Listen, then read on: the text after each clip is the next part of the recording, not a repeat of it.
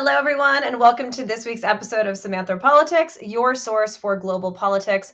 I'm your host, Samantha Carlin. I'm delighted to be here with you today, and we have an amazing guest with us to explain the political crisis in Peru, who's waiting in the wings.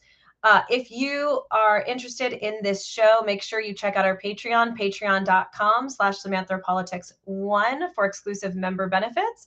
And also make sure that you hit that subscribe button on Apple, Spotify, and YouTube, and leave us a 5-star review so other people can find this podcast. We seek to be a source where you can truly understand global politics in a way that is relatable and engaging, and we elevate women's voices as our experts as much as possible in order to highlight women's voices in foreign policy and national security. So on to today's show. Zach, you can roll that slideshow. Peru. Peru had the most bizarre situation happen in December, where the president decided that he was going to dissolve the Congress, stage a coup, and essentially establish unilateral control over the country. Now, this didn't really quite go as well as he had hoped it would. Within hours, the police said, no, we're not supporting you. The military said, no, we're not supporting you.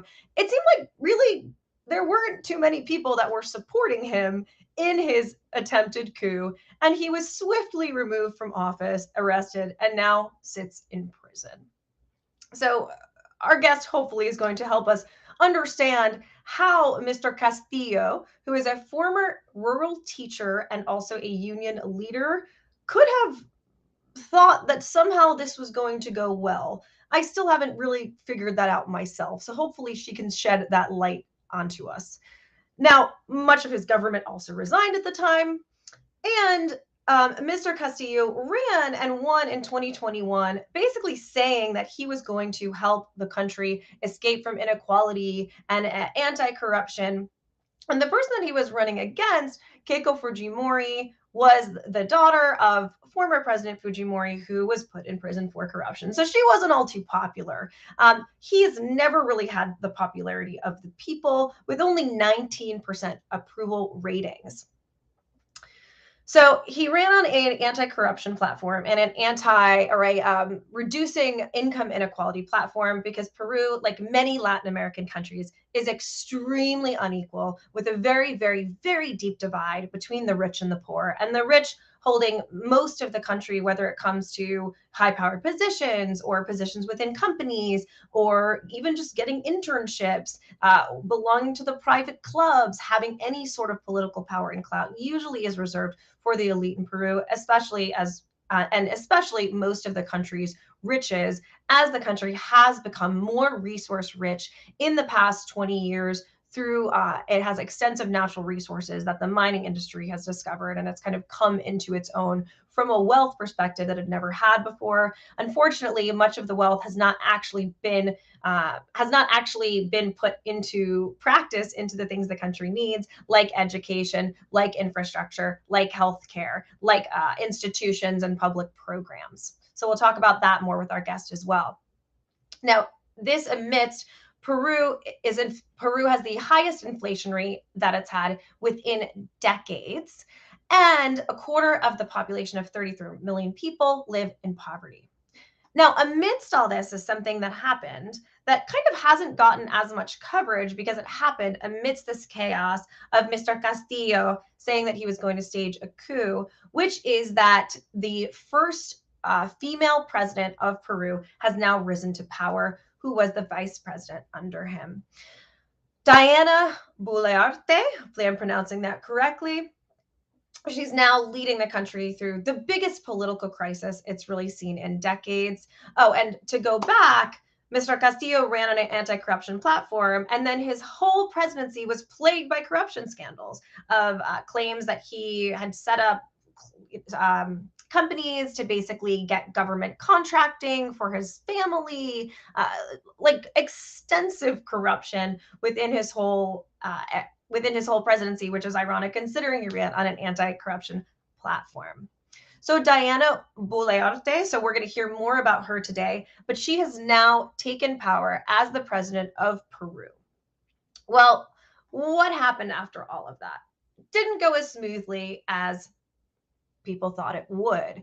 So Castillo apparently does have a certain level of support within the country, and people have been protesting all over the country, and there's been a massive amount of civil unrest with as many as, I think the death count is up to about 26 protesters having been killed at this point within the protests.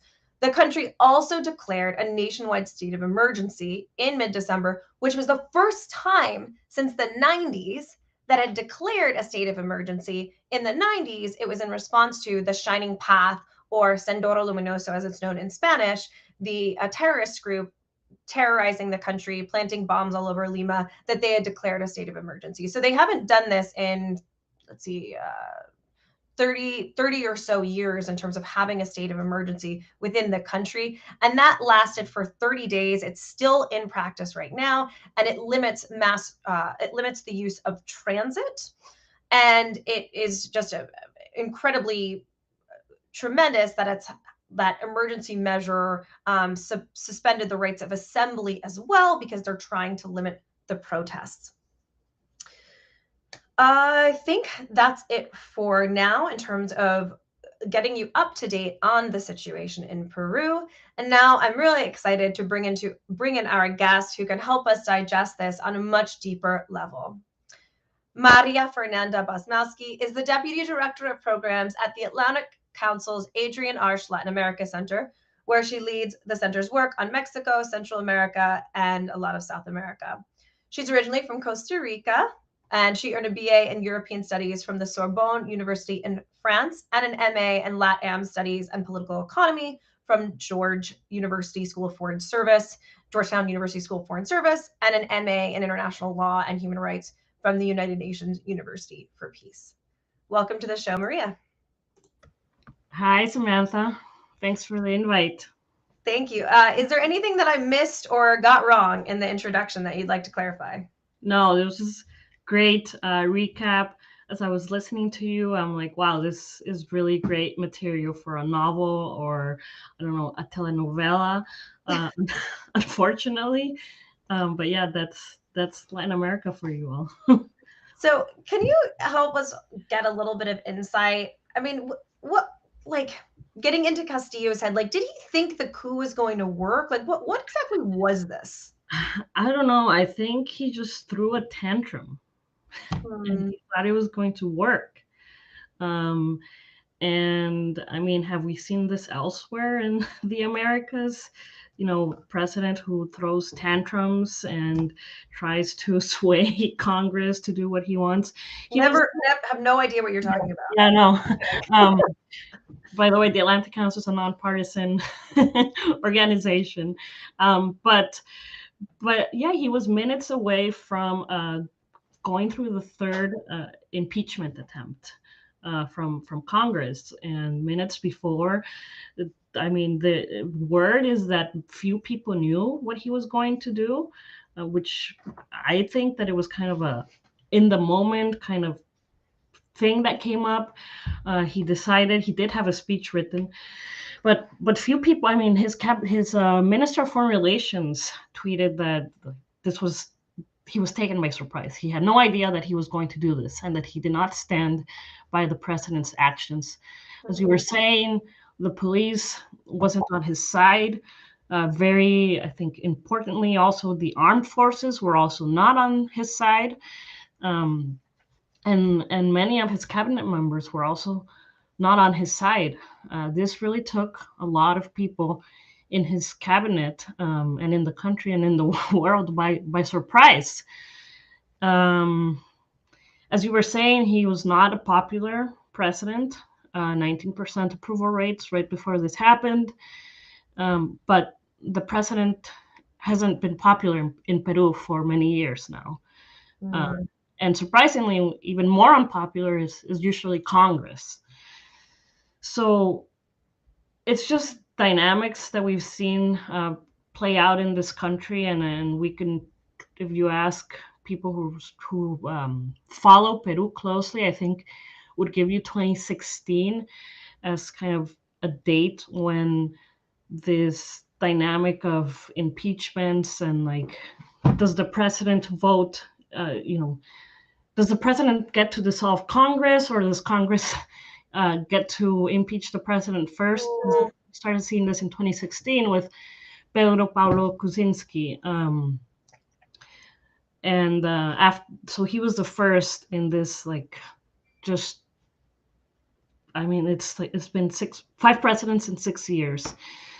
And Pedro Castillo's administration was short-lived. He was there December of 2021, and is when he won the elections. And he came into the presidency with not a majority in Congress, and so there were a lot of questions of, first of all, legitimacy.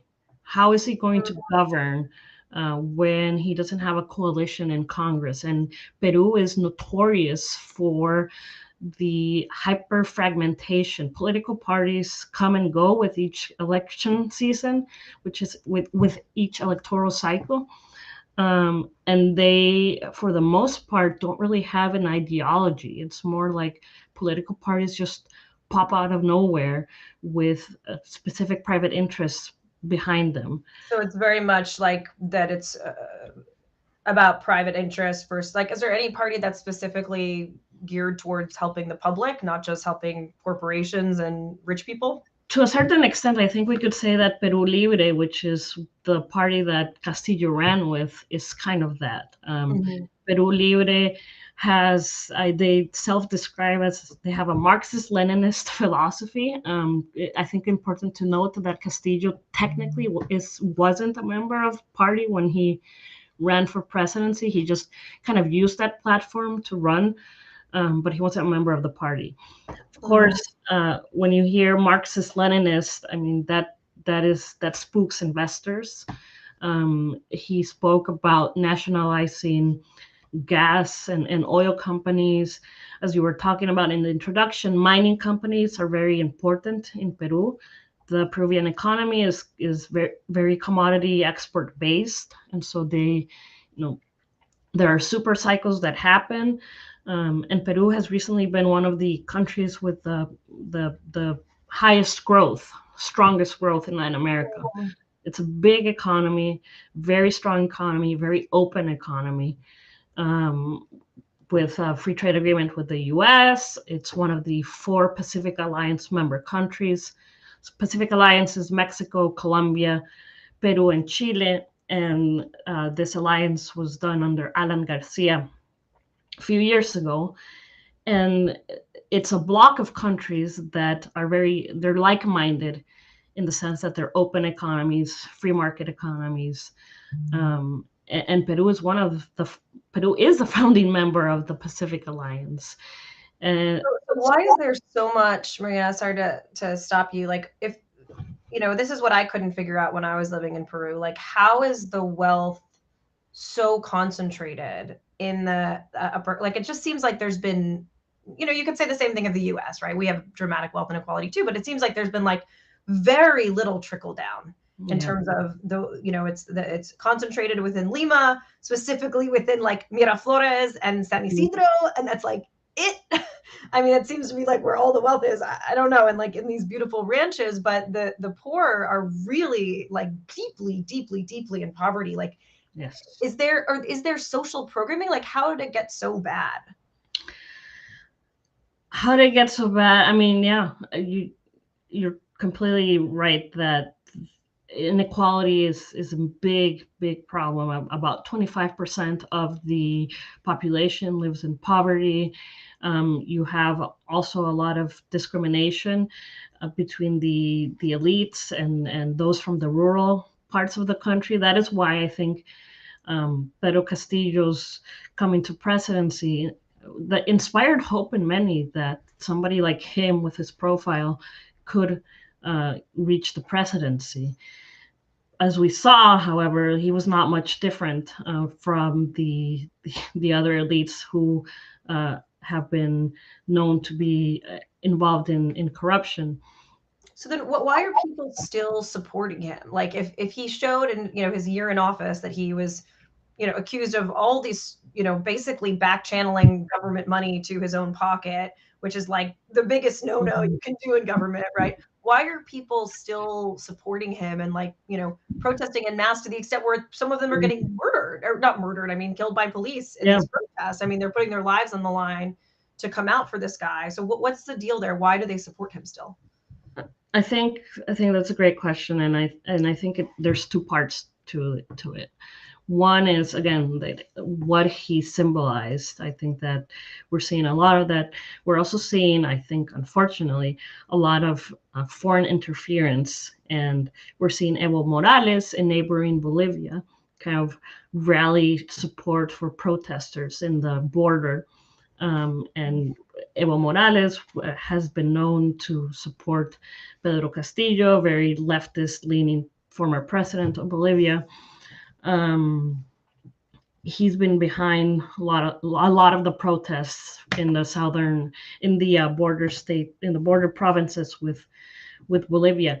The other thing is a strong rejection for Dina Boluarte, unfortunately, and I think it's not necessarily support for Pedro Castillo. I mean, I don't know why he's going to be reinstated as president. But I think that, unfortunately, Dina Boluarte comes to the presidency at a moment of one of Peru's lowest moments in recent history. And she has pretty dramatic. Can I just stop you for 1 second? Like, when you say that, like, that's pretty dramatic to say that it's one of the lowest moments in Peru's history. Like, why this particular moment, as opposed to, you know, all the other presidents who have been impeached over the last 5 years? Why do you define this moment as quite so low in this time in Peru?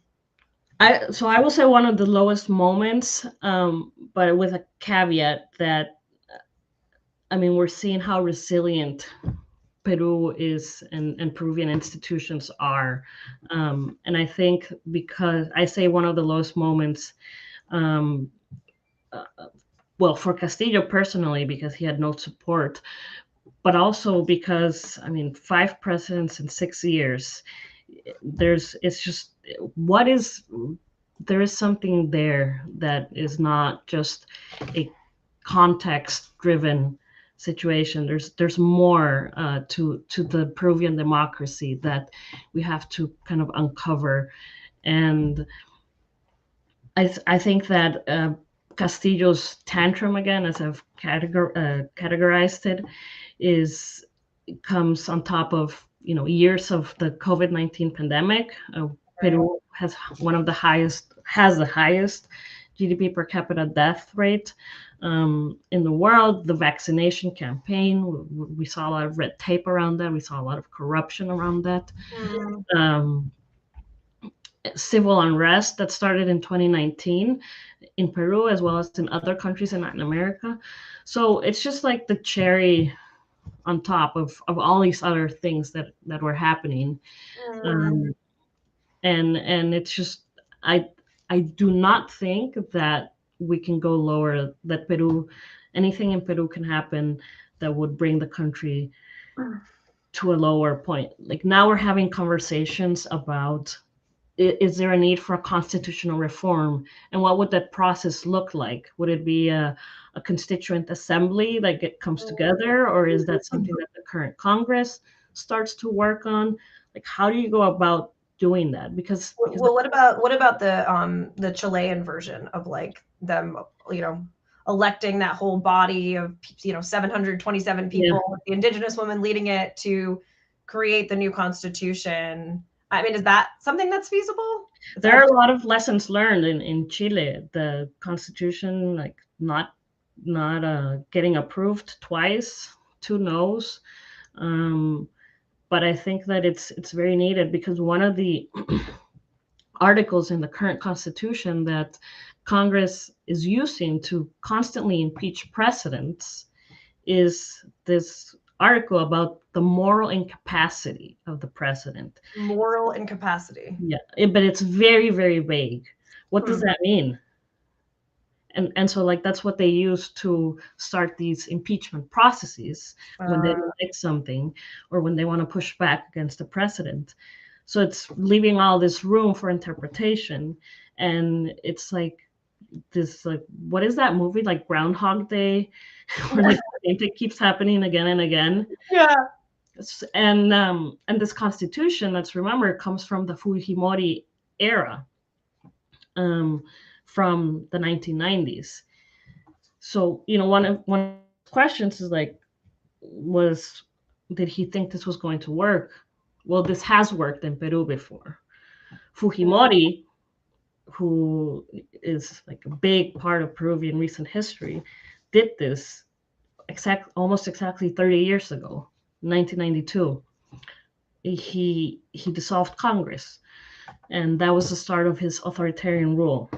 So history in Peru, was telling Castillo that yes, this has worked before. Do that. But the difference, I'm assuming, with Fujimori was that he had the support of the police, the army, key positions, etc. Yeah. So you mentioned, and I know I keep interrupting you all over the place, but you mentioned that the people that are protesting are not as much that they're so much for Castillo, but as against Diana Boluarte. Yeah. Why don't they like her? She's a traitor. She's betrayed them. That's what the sentiment is. She's a traitor because she didn't support Castillo's coup. Is that the correct? Got it. Okay. And she's distanced herself from the Peru Libre party. She's distanced herself from him. Actually, started in August of 2022. She had already distanced herself from Castillo. And so this like tragic fallout that they had was we saw it coming. But I think that, again, the foreign interference from people like Evo Morales is really igniting that just how would you call it, that anti-Dina sentiment in Peru. So was Morales aligned with Castillo? Yes, they're aligned. I see.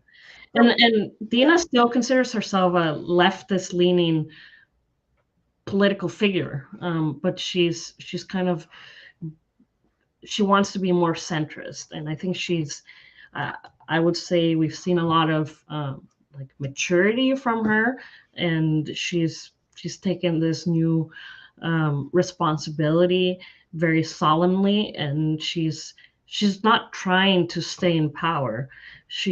Elections were supposed to happen in 2026. They've now been they're now scheduled to happen in 2024, but she was pushing for them to happen in December 2023. Congress said no. And really, like, she's calling actors to come to the table. We've seen protests start again in Peru after they were on break for the holidays. And she's really that was also pretty funny that they were like, oh, let's take a ceasefire for the holidays because everybody likes Christmas because we're a Catholic country. Yeah. Pretty funny. Anyway. Yeah. But now they're back at it since Wednesday. And tomorrow will be the 1-month anniversary from when the coup happened. This coup attempt happened. So you said about Boluarte that, like, you think she's, there's some good things here. And I will just say she was the vice president, but she was also the minister of the Ministry of Development and Social Inclusion. Mm-hmm. So what has her track record been like up to this point? Like, what do we know about her? She's a 60-year-old lawyer, and she's had her political career is fairly new. Started in 2018 as a candidate for mayor, not in a huge city, and then in 2020 she ran for parliament, but she didn't win that seat. And then in 2021 she ran as Castillo's running mate. I'd say that until this whole thing happened, she wasn't really known. Besides the fact that she was Castillo's running mate, she wasn't really well known in Peruvian politics. But again, I think that we have to recognize how it would seem that she's really putting Peru first, trying to make some sense of the situation, trying to govern. Um, and the protests aren't good, obviously, for Peru. It means tourism isn't coming, economic activities are stalled, and the country is just recovering from the pandemic.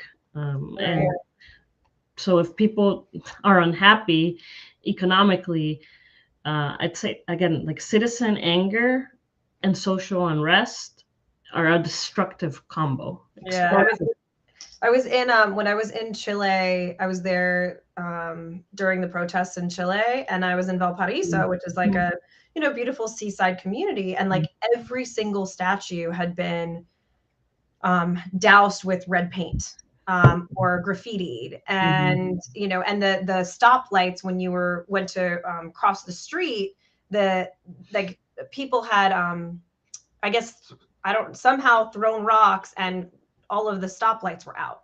So basically, like you couldn't cross the street. There was like a guy who people were giving change who was like an unofficial border guard. It was basically just like, or not border guard, unofficial crossing guard. It was basically like run for your life across the street because there's no stoplight. Oh, wow. And so I think you're absolutely right. It was like it didn't make it. And then obviously the downtown had been like, I remember walking into this subway that wasn't even in operation anymore. It was just filled with rubble.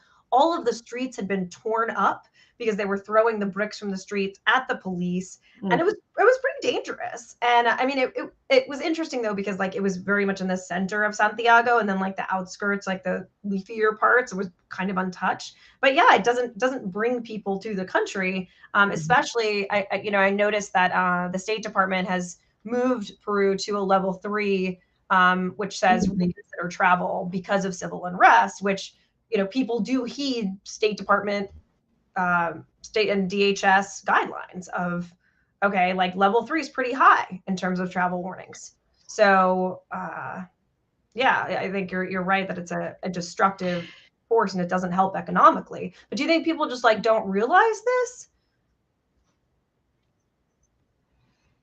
People were.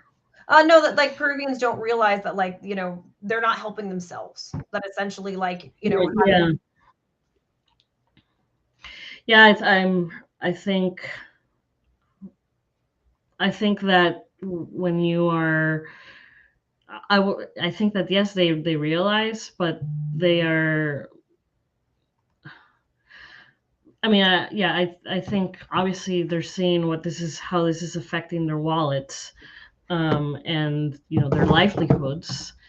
But when there's so much pent up anger, when there are these narratives of injustice, and I mean, Castillo came into power with legitimacy, I think, gap, and but I think that those who were voting for him were really loyal to him. They're loyalists, and I think that kind of takes precedency, la patria primero, in a way. So I think that is really affecting people's actions.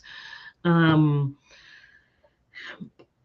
yeah, Peru is a great, wonderful country.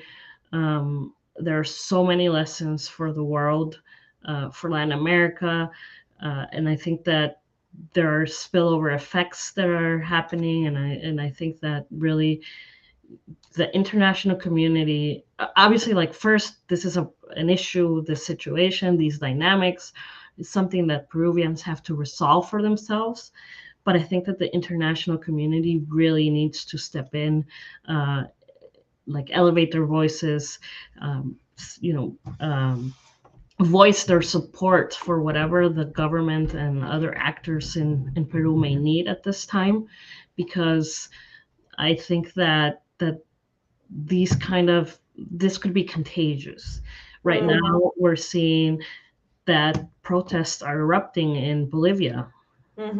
Recently, in Bolivia, a governor was ousted. I mean, it's like it's not in the headlines yet, but it's spreading. And I think that it's, you also have Venezuela right in the neighborhood. I mean, this is a region that, if it continues to destabilize, the implications for the whole hemisphere are important. Yeah, I think that's really so important, is to know how much this chaos can spread and be contagious, and especially like you're saying with the alliances within the region, and Morales and Castillo, and then Venezuela is like a nightmare that there can be, and South America is not so far away from us, right? It's not like this is happening all the way over there. Right. I'm wondering, how do you think that this could affect Peruvian immigration to the U.S., or do you think that it will have an effect on that at all? We're gonna start to see more Peruvians at the border, definitely. We're gonna just a point on what you were saying. This is not so far away from the United States, and yet when we look at the State Department press conferences and daily briefers, you see journalists asking about Ukraine and Russia and Iran and China, which are all, yes, major actors, but they're very far away. There's so little attention towards Latin America, and what happens. The reverberations in the United States are very real, and they happen very quickly.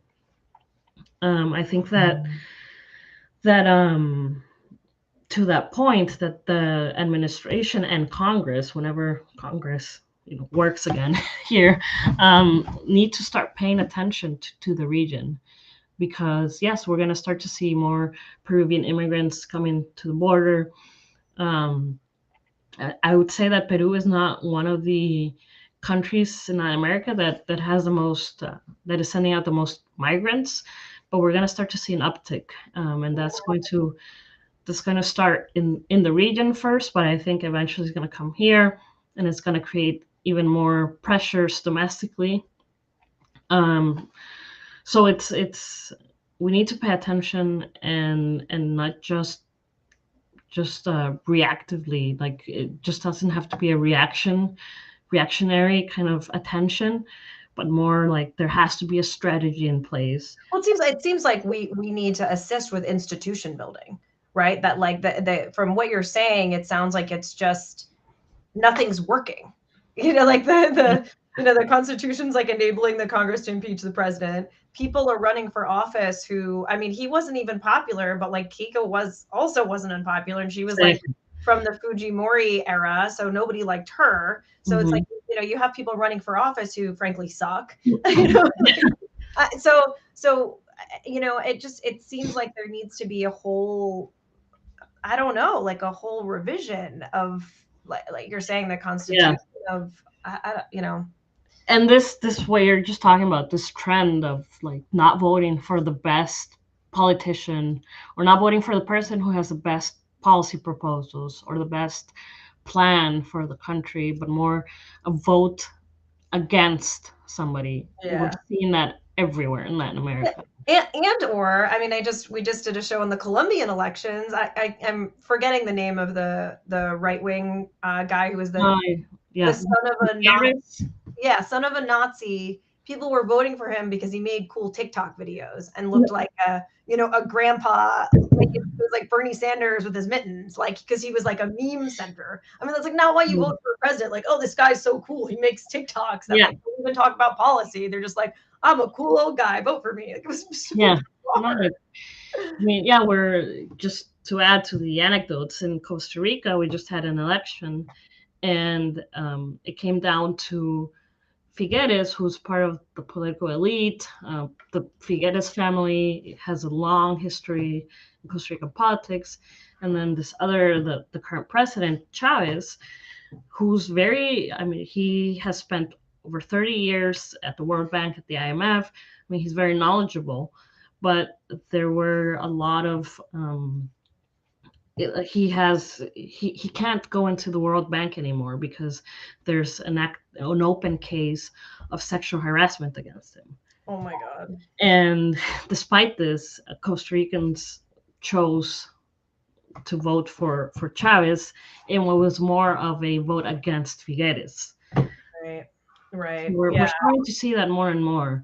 How do we get like the next generation of, I'm thinking about one of my students from the Women's Leadership Challenge, who's a Colombian activist, Mariana Diaz-Kraus, and like she would be an amazing politician. But like, how do we, I don't know, like, is there room for a candidate training programs like there are in the US to try to elevate some of these better voices that care up into power? I don't know.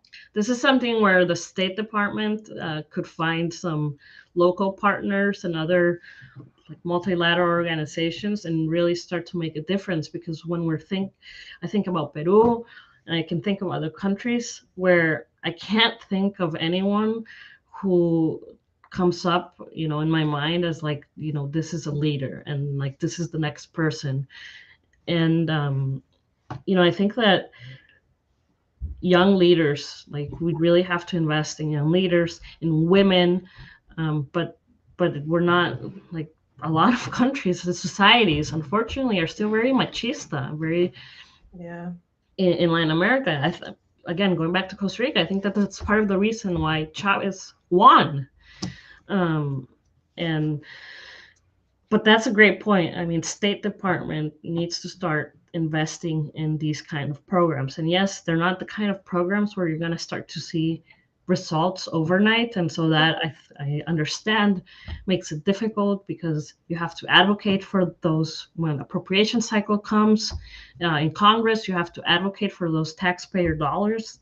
And it's hard to do that when you don't have results to show so quickly. But 100% that needs to happen. Again, I think immediately that State Department could be involved in that. The other thing is helping with impunity in Peru, not only with like grand graft and like high level kind of corruption prosecution, but also training prosecutors to like move that backlog of cases that they have, anywhere from like the femicides that are happening. I mean, judges and prosecutors need training, not just in Peru, but in Latin America, generally speaking. And, invest in digital government too. So in 2016, going back to earlier in our conversation, when Pedro Pablo Kuczynski, the president of Peru, was ousted, was when Lava Jato scandal broke out. So Lava Jato is Brazilian for car wash. It's Portuguese for car wash, sorry. And it involved the Odebrecht company. And what was discovered was this great, like huge scheme where this company was paying and was financing campaigns for politicians. They would get kickbacks on contracts. And this was in which country, Maria? This was in a bunch of countries in Latin America, but especially in Peru, in Brazil. And currently, all living former presidents of Peru have been involved in a case of corruption. Corruption in Peru is endemic. It is everywhere, at the highest levels. So you think in terms of like prosecution, because I mean, corruption in Latin America is, I mean, it's the biggest problem. And I remember being on this panel of people, and there was a U.S. ambassador or former U.S. ambassador to one of the countries in Latin America, and he basically said to all of these, high profile Latin American company, CEOs, like, we don't want to invest if there's so much corruption. Like you're if you don't fix this corruption, that like the U.S. like you're destroying yourselves like from the inside. It's almost like eating away at Latin America. So I'm wondering, You've outlined training prosecutors better. Like, what are some other ways that you think corruption can be approached and ameliorated in Peru and just LATAM more generally? Or what have you seen work? Yeah, and to your point about corruption, it costs the region approximately like $13 billion a year. Wow. So corruption costs us, yeah, money, and I think we need to find ways to like better exemplify how corruption affects the average person, so that the population cares, because we do still see a lot of people who don't care about corruption. As long as I get this road that is connecting me to the hospitals and to the next city, It doesn't matter how it happened, it just matters that it's there. exactly. I think that well, first, I mean, and this can sound very trite, but we need to start educating the population and society that corruption at even the highest levels affects you. So public awareness campaigns about corruption. We've started to see that in Guatemala, for example, and other Central American countries. You see billboards that say, like, if you witness an act of corruption, send a WhatsApp to this number. Like, make sure that you denounce that. They're like enabling kind of the average citizen at the smallest level to report corruption. Yeah. So I think that is a place to start. The other thing is helping the countries, and the Inter-American Development Bank is really doing these pilot projects together with Microsoft, where they are helping governments become more digital, and more open. So they're helping governments, local municipalities, upload data that is free and accessible to everyone, on, like, where they're investing the public resources, or they're helping governments upload, like, project plans, so that the citizens can see, like, what the park that is coming is going to look like. They're also, like, with blockchain, I think that is probably one of the biggest things that is going to help, because we've seen that a lot of this, like, corruption that happens, especially with the big companies, it happens after a contract is signed. They go back and they change the contract. Oh, interesting. And you can't do that with blockchain. And so equipping governments to have blockchain and other technologies like this, like the DLT, digital ledger technologies, is going to make a difference. And the Inter-American Development Bank is, I mean, I think that these pilot projects are showing results. They're starting with small countries: Costa Rica, Uruguay, Paraguay. But the important thing is that it's scalable.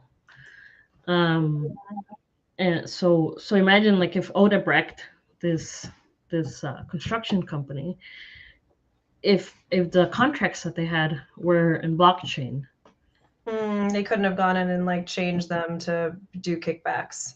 Correct. Interesting. And also, like, working on the procurement in the region, that is the source of the biggest corruption. Again, it's all tied, but making sure that, whenever you're calling for, you're doing an RFQ, a request for quotes, or an RFP, request for proposals, that they're actually open and accessible. That is all important. So we're going to just take a brief break for a word from our sponsors, and also to check if there's any questions. During this sponsor break, make sure, if you are watching the show right now and you have any questions you'd like to answer live, to please comment on our YouTube channel. We only have Maria for another 10 minutes or so. So here is a word from our sponsor, which is the Women's Leadership Challenge. So when I'm not hosting this show, I'm teaching women how to create institutional change on the issues that they care about, and how to step into their power and become strong leaders, make more money, publish books, accomplish their dreams. So I'll show you a little video about the Women's Leadership Challenge. I took the Women's Leadership Challenge in early 2021. Samantha told me before I started that this could possibly change my life. And you know what? I think it might have done. It gave me the very breakthrough I needed. Fulfilled me in so many ways. Find all my senses through this class. So welcomed me just as I was.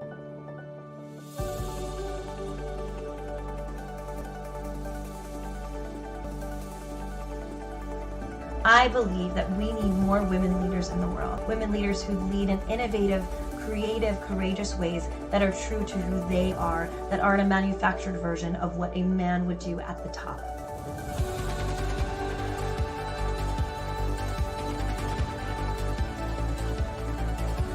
So we're going to do things like finding your purpose, but we're also going to do things like looking at how do you create institutional change. Your cohort will become your sisters that will support you, elevate, lift you up. I highly recommend that any woman who's looking for a pivot, looking for a boost, feeling imposter syndrome, definitely recommend the Women's Leadership Challenge. It's really been a wonderful, life-changing, empowering experience, and I hope that you will join it as well.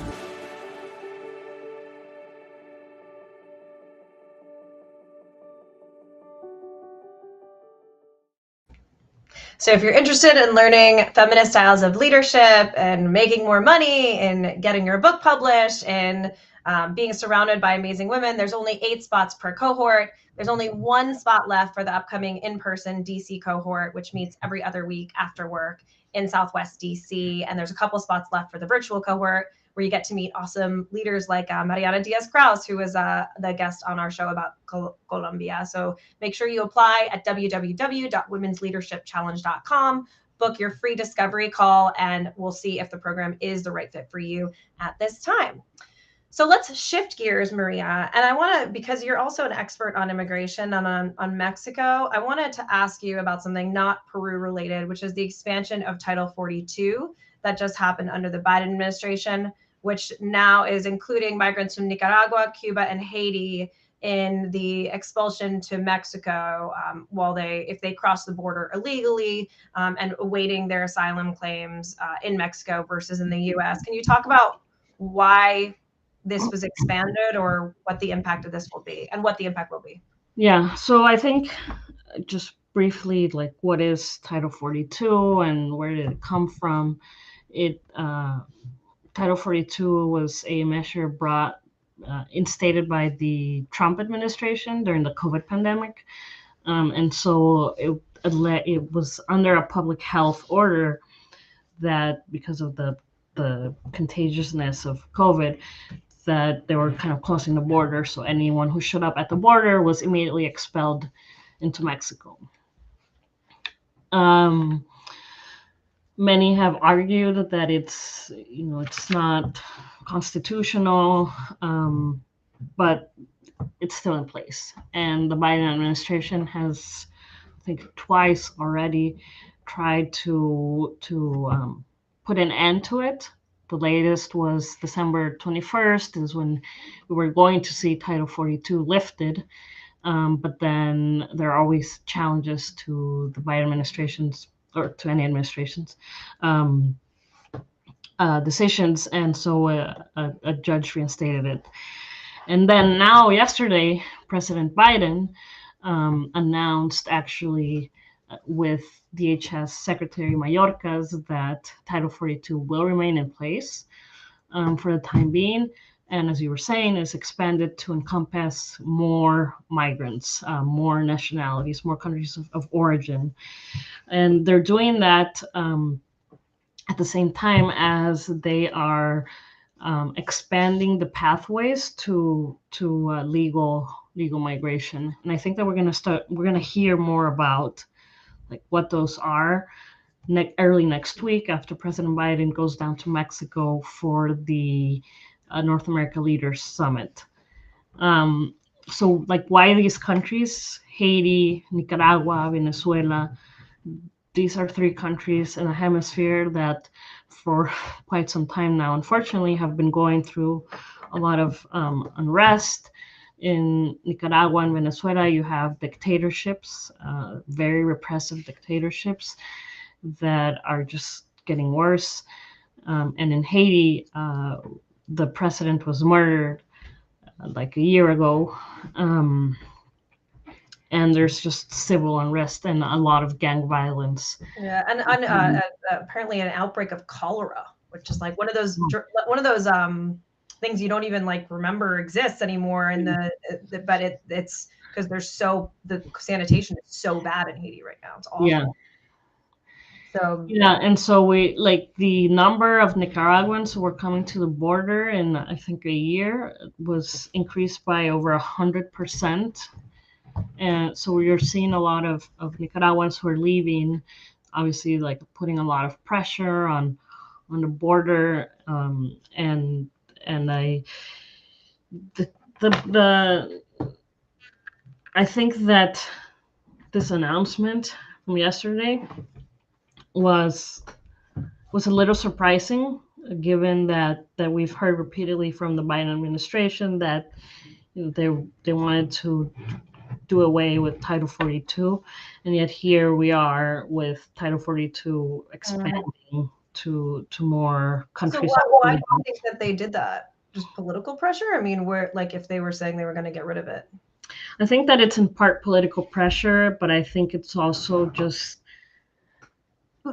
what happens at the border is just like a symptom of bigger things. It's like when you have a fever, right? It's not, you don't just have a fever. And it's an acknowledgement to how bad the situation is in these countries in the region. Yeah. And it's, I think that the Biden administration has some intelligence that it's just going to get worse, unfortunately. And so it's a preemptive move. Again, President Biden is going first to the border on Saturday, or on Sunday to El Paso. He's going to go see the situation. And that's the first time he's going to the border in his presidency, is that correct? It's the first time, and then he's going to Mexico on Monday to talk about, among other things, immigration and cooperation with Mexico and Canada on migration. So this is, I think, also, I mean, Mexico kind of, I mean, some people will tell you that this is Mexico doing the United States dirty work by receiving the migrants that they're expelling. And, you know, it's unfortunately, the solution to the migration phenomenon is not going to be, in my opinion, the result of a border policy. There has to be a more holistic approach to the situation. You have to invest in these countries. And I'm not just talking about money. I think that we can invest with technical assistance. You need to also join other countries. Like Canada has a big role to play here. Canada is known to be a country that, you know, welcomes migrants. Their immigration system is pretty solid. It's a regional issue, and so it's going to take a regional response to the migration phenomenon. Yeah, and it seems like, you know, going back kind of full circle to our earlier discussion about, you know, helping these countries build institutions, fight corruption, train future leaders who actually care about helping the public, training prosecutors and judges and how to respond to, you know, femicide as one example, right? The murder of women. So in our last couple of minutes here, I you know, we've talked a lot about all the problems in Latin America, but the other thing that I keep thinking about is what the U.S. can learn from LATAM. And especially I think about abortion, and that it was just legalized in Argentina. States in Mexico have now legalized it. It's being written into Chile's constitution. So, you know, and Roe v. Wade was overturned in the U.S. and now we're seeing all these women now die in childbirth. And it's a disaster here. So what do you think that the U.S. can learn from LATAM that we're not doing, I think sometimes because we think we're better than Latin America, frankly? Well, that's a great question. I think, well, first, it's January 6th, right? And 2 years ago, we saw what was happening at the Capitol. I'm going to respond to your question, but yeah, when that was happening and we were looking at these images of like the Capitol on fire, or sorry, like the fires that were happening around the Capitol, all like the mob that was going into the Capitol, you would read the coverage of that and say, it looks like we're seeing scenes from Latin America. You would think you're looking at Bogota. That was frankly quite condescending. Yeah, absolutely. But it shows us that democracies everywhere are fragile. The case of the United States 2 years ago, the case of Peru a month ago, we see that actually, like, institutions are working, sometimes barely, but that institutions are resilient. Well, and then similarly, when Trump's attempted coup, right? He didn't have the backing of the military. He didn't have the backing. Like, all he had was this, like, gangbuster people at the Capitol with their whatever, But he didn't have the backing of anybody who would actually support him. So it was also a very ill-attempted temper tantrum, as you said. Sorry, I didn't mean to interrupt you. But no, totally. And I think I think that there are just so many. We've seen this in Latin America repeatedly, right? And the region has we fall down and we stand up again. And there are lessons to learn from that democracy is a work in progress. But I think more concretely, besides, yes, the women's rights, which I think we're hearing women's voices, they're getting louder and louder in Latin America, and that's great. We also, I think, that many countries in the region have very strong environmental policies and conservation policies. And I think it's really relevant because when you look at the literature on climate change and who it affects women. And it affects women's reproductive health, and it's displacing women to leave their houses and their farms. And the region is, I think, slowly starting to really take this into account. And I think that we are seeing policies that are, unfortunately, I wouldn't say go as far as having a gender lens, but it's something that is coming up more and more at the tables where we're having discussions on policy. So I would say environment and conservation policies is something that the United States can learn from some countries in Latin America. Thanks, Maria. And lastly, just because you're Costa Rican, I think something that I thought was so interesting in Costa Rica was that Costa Rica got rid of its military in 1949 and it put money towards education. Is that correct? Correct. Which has been really helped the development of a middle class in Costa Rica. Yeah, and education and also the health system. We have a free universal health care system. So you will not be turned away and you will not receive an enormous bill for medical procedure or services. And now, I think that needs to be revisited a little bit because the country and the institution is